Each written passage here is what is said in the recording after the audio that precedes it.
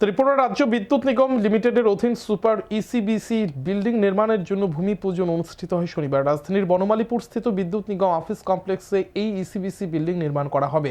সেখানে এদিনের ভূমি পূজন অনুষ্ঠানে উপস্থিত ছিলেন বিদ্যুৎ মন্ত্রী রতনলাল নাথ, সাংসদ রাজীব ভট্টাচার্য, মেয়র দীপক মজুমদার সহ অন্যান্যরা।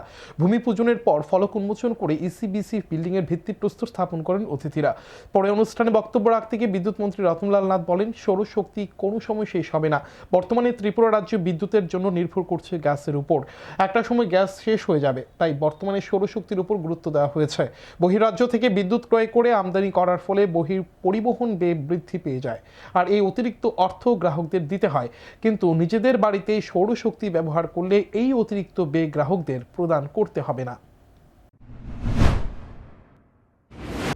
সোনা খনিজ পদার্থ একদিন না একদিন শেষ হবে।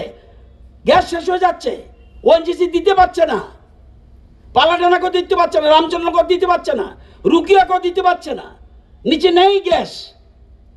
দেখুন কত আগে প্রধানমন্ত্রী চিন্তা করছে গ্যাস একদিন শেষ হয়ে যাবে, তাহলে সোলারের দিকে গুরুত্ব দাও। প্রধানমন্ত্রীর চিন্তাধারা এগুলি করছে।